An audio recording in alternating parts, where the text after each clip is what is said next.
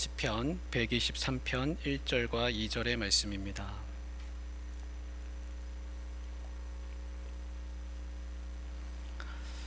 하나님의 말씀을 봉독합니다. 하늘에 계시는 주여, 내가 눈을 들어 주께 향하나이다. 상전의 손을 바라보는 종들의 눈같이, 여주인의 손을 바라보는 여종의 눈같이 우리의 눈이 여호와 우리 하나님을 바라보며 우리에게 은혜 베풀어 주시기를 기다리나이다. 아멘. 우리 옆에 분하고 같이 인사하겠습니다. 사랑하고 축복합니다.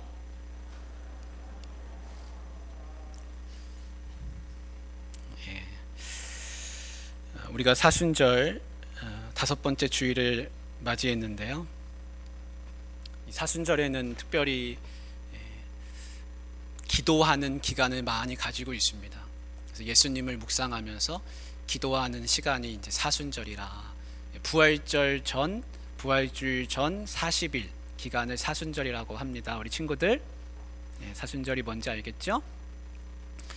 성경에 보면은 우리의 신앙을 이루는 두 개의 큰 기둥이 있다 그럽니다.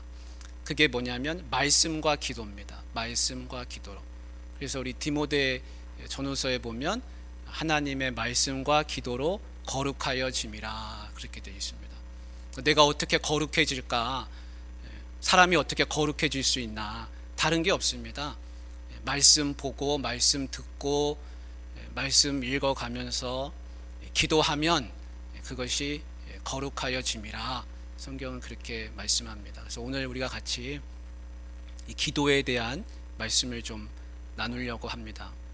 여러분, 아까 조금 전에 우리 민성이가 앞에 나와서 이렇게 기도했는데, 여러분 기도가 어떻습니까? 여러분 기도 잘했다 못했다 그런 이야기 하는 게 아니라, 하나님 앞에 저렇게 어린 학생이 나와서 기도하는구나, 그게 은혜입니다. 기도는 내가 듣는 게 아니라 하나님이 들으시는 겁니다. 그러니까 하나님이 들으시고 그거를 하나님이 받으시는데 내가 중간에서 이야기할 게 아니라는 것이죠. 내 기도도 마찬가지입니다. 내 기도를 누가 들으십니까? 내 기도를 들으시는 분은 만왕의 왕이신 하나님이 들으시는 겁니다. 기도를 어떻게 해야 하는가 가르칠 때 주일학교에서는 다섯 손가락 기도를 합니다. 여러분 다섯 손가락 기도 뭔지 혹시 들어보셨습니까? 주일학교 출신들은 다 들으셨을 건데, 이 다섯 손가락 기도가 있습니다. 그래서 첫 번째 엄지손가락은 하늘에 계신 우리 아버지, 하나님 아버지. 엄지는 하나님 아버지를 나타냅니다. 그리고 검지는 뭐냐면 감사입니다. 감사. 하나님 아버지 감사합니다. 그래서 검지로 가리키면서 이것도 감사, 저것도 감사, 다 감사. 감사한 거 투성이잖아요, 우리가. 그 감사를 다 얘기하는 겁니다. 검지가 필요합니다. 세 번째 손가락은 뭐냐면 회개 기도입니다. 회개 기도. 하나님, 나를 용서해 주세요. 내가 잘못했습니다. 나를 불쌍히 여겨주세요. 왜 세 번째 손가락이 회개냐면 세 번째 손가락이 제일 깁니다. 내가 제일 길다. 교만한 거. 그게 가장 큰 하나님 앞에 죄거든요. 하나님, 내가 잘못했습니다. 겸손하게 살아야 되는데 내가 잘못 살았습니다. 이 세 번째 손가락입니다. 네 번째 약지. 약지는 뭘까요? 약지는 제일 약합니다. 하나님, 내가 정말 약합니다. 나를 도와주세요. 하나님 앞에 간절히 나의 도움을 요청하는 겁니다. 이 네 번째 약지입니다. 다섯 번째는 뭘까요? 예수님 이름으로 기도합니다. 새끼손가락입니다. 그러면 하나님이 다 들으시고 그래 알겠다 이렇게 쓰다듬어 주시는 겁니다. 아시겠습니까? 다 배우는 건데 처음 듣는 것처럼 그런 표정이십니다. 우리가 이 자녀들에게 이런 기도를 가르치면 자녀들이 기도를 잘합니다. 나보다 더 잘하는구나 이런 생각이 들 때가 있습니다. 우리가 자녀들에게 기도를 가르쳐 주는 것처럼 예수님도 제자들한테 기도를 가르쳐 주셨습니다. 그 기도가 뭡니까? 주기도죠. 주기도. 우리가 새벽마다 하는 주기도. 그래서 우리는 그 주기도 문으로 내려오고 그거를 이제 외우기도 하고 읽기도 하고 암송하고 그렇게 합니다. 그래서 우리의 기도의 모범은 뭐냐면 예수님이 가르쳐 주신 기도입니다. 근데 예수님이 가르쳐 주신 기도의 첫 번째 마디가 뭡니까? 어떻게 시작하죠? 하늘에 계신 우리 아버지, 이렇게 합니다. 하늘에 계신 우리 아버지. 근데 마태복음에 예수님이 가르쳐 주실 때는 너희는 이렇게 기도하라. 하늘에 계신 우리 아버지여, 이렇게 말씀하셨어요. 누가복음에는 뭐라고 되어 있냐면 아주 더 단순하게 되어 있습니다. 너희는 이렇게 기도해라. 아버지여. 빠지지 말아야 되는 게 뭡니까? 아버지입니다. 아버지. 그래서 기도는요, 이 하늘 아버지와 나 사이에 대화라 할 수 있습니다. 여러분, 아버지한테 무슨 이야기든지 다 할 수 있습니다. 아버지, 내가 어렵고 힘듭니다. 이런 일이 있습니다. 저런 일이 있습니다. 못할 이야기가 없습니다. 이 아버지는 왜 너 그런 얘기하냐? 듣기 싫다. 이렇게 하시는 아버지가 아닙니다. 하늘에 계신 아버지는 모든 걸 다 품으시는 아버지십니다. 그래서 하늘 아버지라 그렇게 하지 않습니까? 그래서 아버지한테 기도를 하는데 아버지와 대화하듯이 기도를 하는 겁니다. 그래서 우리가 잘 알듯이 기도는 대화라 합니다. 대화라. 기도는 전혀 어려운 게 아니고 대화하는 겁니다. 여러분, 대화는 뭘로 합니까? 대화는 입과 귀로 합니다. 그래서 내가 입으로 다 얘기하는 겁니다. 그럼 하나님이 다 들으신다 그럽니다. 또 하나님도 말씀하십니다. 그래서 나에게 이런 마음 저런 마음, 그거는 내가 기도해 보니까 하나님 말씀이 하나님 생각이 아니시구나. 내가 아무리 기도해도 하나님이 나에게 기쁨을 주시지 않는구나. 하나님이 내게 이런 마음을 주시는구나. 기도하면서 말하고 듣습니다. 하나님도 나에게 말씀하시고 하나님도 들으십니다. 오늘 교회 오기 출발하기 전에 여러분, 내가 교회 가는데 안전하게 가게 해달라고 기도하고 오신 분 계십니까? 내가 교회 가는데, 차 타고 가는데 사고 안 나게 해달라고 기도하고 오셨거나 걸어오시는데 나 넘어지지 않게 해달라고 기도하고 오셨습니까? 아마 그런 분 없을 겁니다. 다 오던 길 잘 오셨을 겁니다. 하나님은요, 우리가 기도하지 않은 것까지 다 들어주십니다. 내가 미처 구하지 않은 것, 내가 이런 것도 기도해야 되는데 하나님이 그 기도 내가 하지도 않았는데 하나님이 다 마치 부모님이 자녀를 돌보듯이 다 챙겨주시고 하나님이 다 들어주십니다. 내가 이런 기도도 해야 되는데, 그런 기도도 있습니다. 근데 내가 미처 못했는데 내가 못한 거, 구하지 못한 것까지도 하나님이 다 들어주시더라는 겁니다. 그게 기도입니다. 어떤 사람이 집에 한 4-5사람 탈 수 있는 돛담배가 하나 있었습니다. 보트, 나무배가 하나 있었습니다. 그걸 가족들하고 가지고 나가서 호수에 가서 소풍을 가서 즐겁게 잘 탔습니다. 노를 저으면서 재미있게 탔습니다. 그리고 이제 여름철이 다 지났습니다. 이제 배를 창고에 들여야 되거든요. 옮기다가 그만 그 배에 구멍이 났습니다.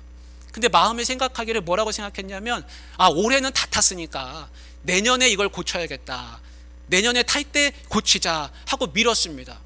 그리고 그 나무가 썩지 않게 이거 페인트 칠만 해야겠다, 그렇게 생각했습니다. 그래서 페인트 칠하는 페인트 공을 불러다가 돈을 주고 페인트를 칠하십시오, 그렇게 이야기했습니다. 그리고 이제 1년이 지나갔습니다. 의젓해진 두 아들이, 아빠 밖에 가서 우리 보트 타고 놀게요, 호수에 가서. 그래라, 허락을 해줬습니다. 까맣게 잊어버렸습니다. 아무리 기다려도 그 보트 타고 배 타러 나간 애들이 돌아오지를 않는 겁니다. 그래서 왜 안 돌아오나 갑자기 생각이 나기를, 구멍이 났던 게 그때야 생각이 나는 겁니다. 등에 식은땀이 확 나고 부랴부랴 호수로 막 뛰어갔습니다. 막 뛰어갔더니 저 호수 한가운데에서 두 아들이 보트를 타면서 유유히 놀고 있는 겁니다. 그래서 아빠 하면서 막 손을 흔드는 거예요. 야, 니네 괜찮니? 괜찮아요. 물이 배에 스며들지 않니? 아무렇지 않아요. 이상하다 생각하고 나중에 그 보트를 들여다봤습니다. 봤더니 구멍난 데에 누가 쐐기를 박아가지고 수리를 다 해놓은 겁니다. 누가 이걸 수리해놨을까? 나는 분명히 안 고쳤는데. 생각해 보니까 작년에 페인트 칠한 사람이 생각났습니다. 그 사람이구나. 그래서 그 사람을 찾아갔습니다. 그랬더니 그 사람이 하는 말이, 아무것도 아닙니다. 페인트 칠하면서 구멍이 있어가지고 제가 그냥 쐐기를 박아가지고 물이 안 들어오게 했습니다. 당신이 내 아들을 살렸습니다. 나는 내년에 고칠 거라고 생각해놓고 다 잊어버리고 살았는데 내 두 아들이 호수에 보트 타러 나갔다 물에 빠질 뻔했는데 내가 부탁하지도 않은 일을 당신은 수고스럽게 해주셔서 내 두 아들의 목숨을 건졌습니다. 감사합니다. 크게 절을 했습니다. 여러분, 하나님이 하시는 게 이거 비슷합니다. 나는 그게 위험인 줄 모르고 삽니다. 나는 그게 잘못인 줄 모르고 삽니다. 근데 하나님은요, 부모님 같은 마음이 있으셔서 내가 구하지 않은 거 하나님 다 챙겨주시고 보살펴 주시고 위험을 피하게 해주시고, 하나님 그렇게 나를 돌봐주시는 분이십니다. 여러분, 하나님이 그렇게 나를 돌보시는데 내가 무슨 기도를 한다 한들 하나님이 그걸 물리치시겠습니까? 아버지의 심정으로, 부모님의 마음으로, 그래 네가 무슨 얘기를 하든지 내가 다 듣는다, 내 귀는 열려있다, 내 마음은 항상 열려있다. 하나님은 그렇게 우리의 기도를 들으신다는 겁니다. 기도가 아버지와 자녀 사이의 대화라고 했는데, 여러분, 대화할 때 눈은 어디를 보십니까? 대화하고 있는데 눈은 저 먼 산 바라보고 있습니까? 우리 그렇게 하지 않습니다. 대화할 때는 그 사람 쳐다봅니다. 눈을 바라보고 얼굴을 쳐다봅니다. 무슨 이야기 하나. 하나님과 대화할 때도 마찬가지입니다. 하나님과 대화할 때는 어디를 봐야 되냐? 하나님을 바라봐야 됩니다. 오늘 읽은 그 1절 말씀 한번 같이 읽어볼까요? 1절에 뭐라고 나오나? 같이 읽습니다. 시작. 하늘에 계시는 주여, 내가 눈을 들어 주께 향하나이다. 아멘. 기도하는 사람은 세상을 바라보지 않습니다. 기도하는 사람은 하나님을 바라봅니다. 하나님을 봐야 됩니다. 우리 아동부 친구들이 아니 하나님이 어디 보입니까? 하나님을 어떻게 봅니까? 아마 그렇게 물어볼 것 같아요. 하나님 눈에 안 보입니다.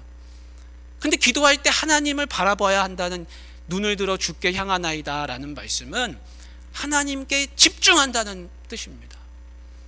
하나님께 집중하는 겁니다. 기도는 하나님을 바라보는 겁니다. 그래서 하나님 앞에 집중하는 겁니다. 여러분, 시험을 칠 때 여러분들이 마음이 시험에 집중해야지 마음이 게임에다가 집중하고 있으면 시험 잘 볼 수 있습니까? 아니, 그렇게 할 수 없습니다. 시험을 볼 거면 시험에 집중해야 됩니다. 기도도 마찬가지입니다. 내가 기도할 거면 내가 하나님을 바라보고 하나님께 집중해야 됩니다. 그게 2절에 그 눈빛이 나와 있습니다. 2절도 한번 같이 읽어보겠습니다. 2절 같이 시작. 상전의 손을 바라보는 종들의 눈같이, 여주인의 손을 바라보는 여종의 눈같이 우리의 눈이 여호와 우리 하나님을 바라보며 우리에게 은혜 베풀어 주시기를 기다리나이다. 아멘. 여러분, 종이 누구를 바라봅니까? 종은 주인을 바라보는 겁니다. 주인이 무슨 말씀하시나 그 주인의 손을 바라보면서 주인이 손짓만 해도 움직이려고 다 준비하고 있습니다. 종은 그런 자세를 가지고 있습니다. 기도자의 자세가 그렇다는 겁니다. 하나님 무슨 말씀하실까? 하나님 나에게 어떤 은혜를 베풀어 주실까? 그래서 기도는 바라보는 겁니다. 근데 2절의 끝에 뭐라고 나와 있습니까? 은혜 베풀어 주시기를 기다리나이다, 이렇게 되어 있습니다. 기도는 기다림이기도 합니다. 기도하면은 기다리게 됩니다. 여러분, 택배는 오늘 주문해도 내일 올 수 있습니다. 기도는 전혀 그렇지 않습니다. 오늘 내가 하나님 앞에 말씀드린다고 내일 오는 택배처럼 내일 이루어지는 게 아닙니다. 아주 긴급하다면 당장에 이루어질 수도 있을 겁니다. 그러나 대부분의 기도는 기다림이 필요합니다. 기다리고 기다리고 또 기다립니다. 아브라함처럼 기다립니다. 그래서 기도는 기다림입니다. 어떤 때는 기다리다가 끝나기도 합니다. 그런 때는 그 기다림이 기도의 응답이 됩니다. 어떤 분은 그렇게 하실 겁니다. 아니, 내가 기도하는데 왜 하나님 안 들어주시냐? 여러분, 우리가 다 아는 것처럼 내가 기도해도 그 기도가 누군가에게 해가 된다면 하나님 그런 기도는 안 들어주십니다. 나한테 해가 된다든지 내 이웃에게, 내 주변에게 누군가에게 해가 된다면 하나님은 그런 기도 안 들어주십니다. 그런데 이런 기도가 있습니다. 하나님, 이 기도는 꼭 들어주십시오. 저한테도 꼭 필요하고 저 사람한테도 필요하고 우리 모두에게 유익입니다. 그런 기도가 있을 수 있습니다. 그런데 그런 기도를 드려도 하나님이 내 뜻, 내 마음과 같이 안 들어주실 때가 있습니다. 사도 바울이 그런 경험을 했습니다. 남들의 병을 다 고치는 사도 바울이 자기 병은 못 고칩니다. 가시 같은 병이 있어가지고 하나님 이 가시를 좀 빼주십시오. 그렇게 열심으로 기도했습니다. 근데 하나님이 주시는, 사도 바울에게 주시는 기도 응답은 뭐냐면 내 은혜가 네게 족하도다 그러십니다. 너에게 베풀어준 은혜가 충분하다는 겁니다. 그러면서 하시는 말씀이 이는 내 능력이 약한 데서 온전하여짐이라 그렇게 말씀하십니다. 여러분, 약한 게 온전함이라 그러십니다. 여러분, 세상은 그렇지 않습니다. 세상은 강해야 온전함입니다. 강해야 됩니다. 그게 온전함이라고 생각합니다. 근데 하나님은 거꾸로 이야기하십니다. 약한 게 온전하여짐이라. 근데 이런 기도 응답을 누구도 받았냐면 예수님도 받았습니다. 여러분, 십자가는 약함입니다. 근데 그 십자가를 통해서 모두가 다 온전하게 됐습니다. 모두가 다 죄에서 구원받게 됐습니다. 기도 응답하면은 유명한 분이 있습니다. 조지 밀러 목사님입니다. 조지 밀러 목사님은 평생에 5만 번의 기도 응답을 받았다 그럽니다.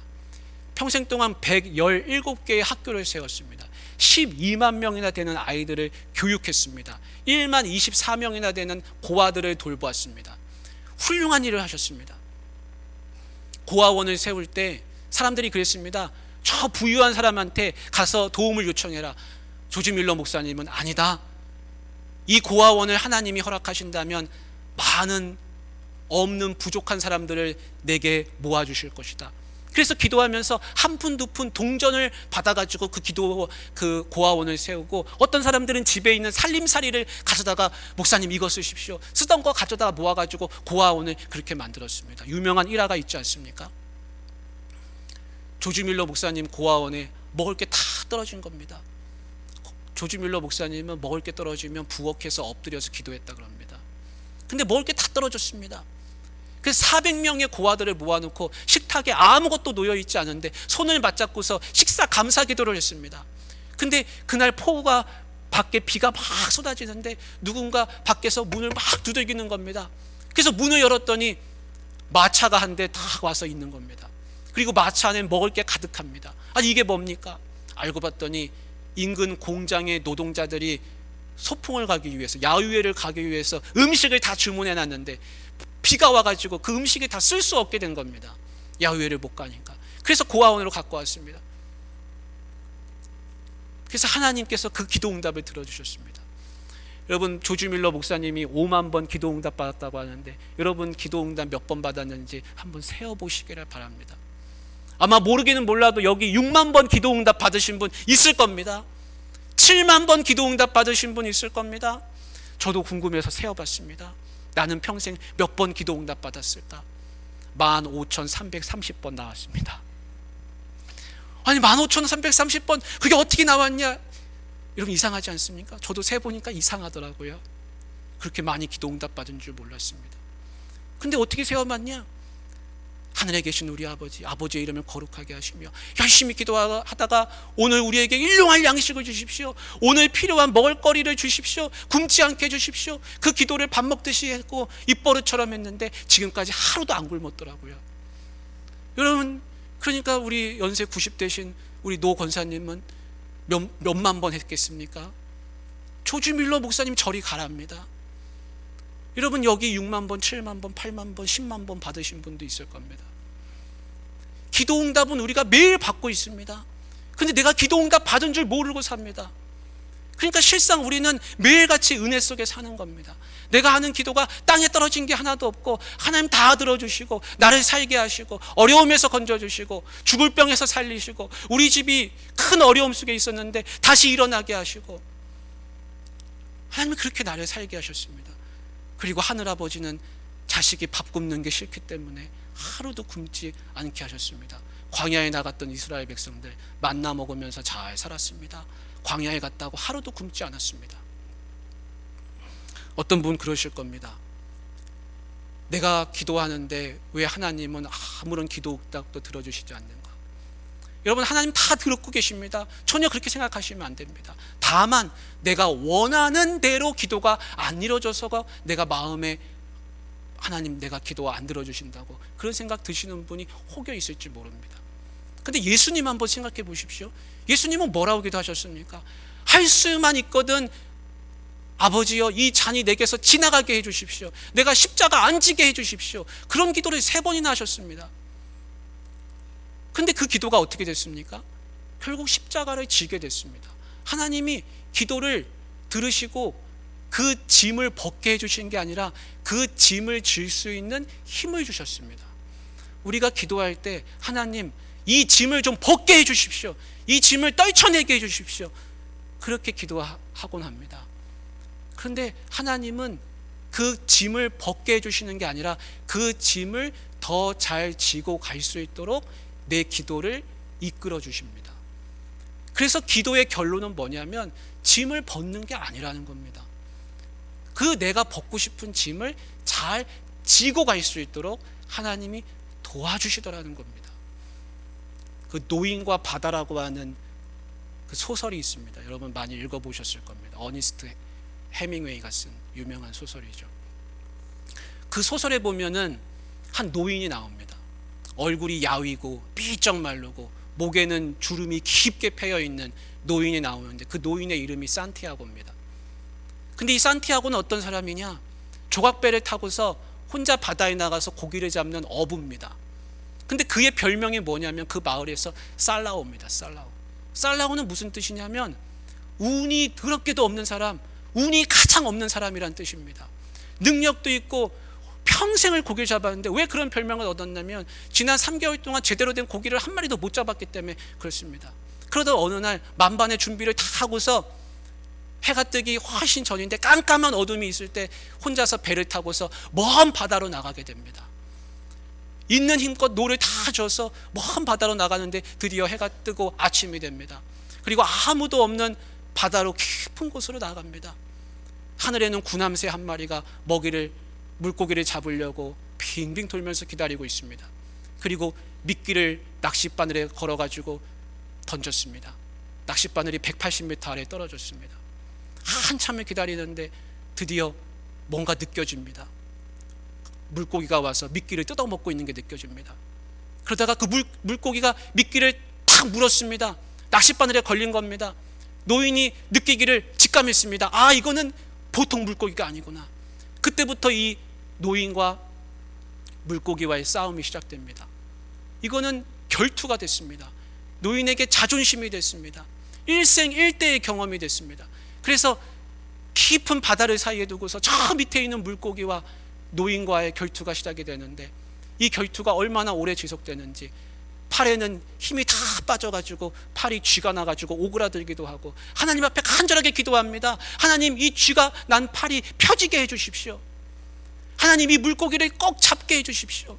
물고기가 갑자기 힘을 줘가지고 앞으로 고꾸라져가지고 이마에는 상처가 생기고 팔에는 그 굵은 낚싯줄 때문에 손이 다 패이고 피가 나고 까지고 상처가 생깁니다. 온몸으로 버티면서 그 물고기와 싸우는데 물고기가 얼마나 힘이 센지 배를 끌고서 저 먼 바다로 데리고 가는 겁니다. 그렇게 3번째 해가 떴습니다. 그때까지도 몸으로 버티면서 사투를 벌이는데 드디어 그 물고기가 모습을 드러냅니다. 거대한 물고기, 아름다운 물고기, 평생 처음 보는 물고기였습니다. 그리고 사투 끝에 그 물고기 가슴에다가 작사를 꽂으면서 결투에서 승리했습니다. 한 700kg이 넘어 보이는 거대한 물고기를 그 배 옆에다가 묶어가지고 꿰어놓고는 그리고 돛을 올려고 이제 항구로 향하게 됩니다. 집으로 이제 돌아가는 겁니다. 기쁨 가운데서. 그렇지만 몸이 다 지쳐가지고 정신이 혼미해집니다. 근데 그때 마침 피냄새를 맡고서 굶주린 상어 한 마리가 나타납니다. 기도하는 마음으로 온 힘을 다해서 다시 정신을 차려서 그 물고기를 지키기 위해 가지고 상어를 쫓아냈습니다. 근데 그거는 싸움의 끝이 아니라 새로운 싸움의 시작이 됐습니다. 상어가 2마리 나타납니다. 3마리 나타납니다. 나중에는 상어 떼가 나타납니다. 상어와 모든 결투를 벌이는데 상어를 한 마리씩 물리칠 때마다 상어가 그 아름다운 물고기의 살점을 크게 베어 물고서 떨어져 나갑니다. 그리고 한밤중에 모두가 잠들어 있는 그 마을 항구에 도착을 했습니다. 그리고 돛을 어깨에다 짊어지고 어구를 메고서 언덕으로 올라가서 자기 판잣집으로 들어갑니다. 그리고는 자기 침대로 들어가서 깊이 잠이 듭니다. 다음 날 마을 사람들이 물고기를 발견했습니다. 커다란 머리통에 하얀 등뼈가 다 드러나고 거대한 꼬리를 가진 탄성을 자아내는 그런 물고기가 마을 사람들에게 발견됩니다. 여러분, 이 산티아고 노인이 하나님 앞에 이걸 잡게 해달라고 그렇게 간절하게 사투를 벌이면서 기도했는데 물고기를 잡았습니까? 못 잡았습니까? 물고기를 잡았습니다. 그런데 그 결과는 어떻습니까? 뼈만 남은 고기가 됐습니다. 여러분, 우리가 기도할 때 이 기도의 목적을 뭔가를 얻는데, 내가 그것을 얻는데 목적을 두고서 기도하면 그 결말이 이와 같을 수 있습니다. 얻기는 얻었는데 그 가치를 잃어버리는 겁니다. 그런데 만약에 하나님 앞에 기도할 때 물고기와의 싸움에서 승리하게 해달라고 기도한다면 그 기도의 제목은 그대로 이루어졌습니다. 노인은 승리했습니다. 그 결투에서 이겼습니다. 상어도 다 물리쳤습니다. 여러분, 우리의 기도가 이와 같습니다. 어떤 목적을 두고서 그것을 얻는데 기도하면 어떤 마음이 드냐면, 기도해봐야 소용없다, 좌절하게 되고 나중에는 기도하고는 거리가 멀어지게 됩니다. 근데 기도를 하나님과의 교제와 사귐과 내 삶의 행복으로 여기면서 그렇게 기도하는 사람은 하나님과 기쁨을 누리면서 그 기도가 힘이 되어서 살아갈 수가 있습니다. 그래서 우리가 기도할 때는 어떻게 기도해야 되느냐? 예수님처럼 기도해야 됩니다. 이 짐을 벗게 해주십시오가 아니라, 하나님, 이 무거운 짐을 내가 잘 지고 갈 수 있는 힘을 주십시오. 그렇게 기도하시는 분은 그 기도가 힘이 되고 삶의 원동력이 되고 주님과의 깊은 교제의 통로가 됩니다. 사랑하는 우리 귀한 성도님들, 바라고 원하기는 이런 기도를 하실 수 있기를 바랍니다. 그래서 기도하는데 기쁨을 가지시고 기도하면서 하나님과 교제하시고 사귐이 깊어지고 그 삶으로 위로의 삶을 기도로 위로의 삶을 얻으시기를 주님의 이름으로 축복합니다. 기도하겠습니다.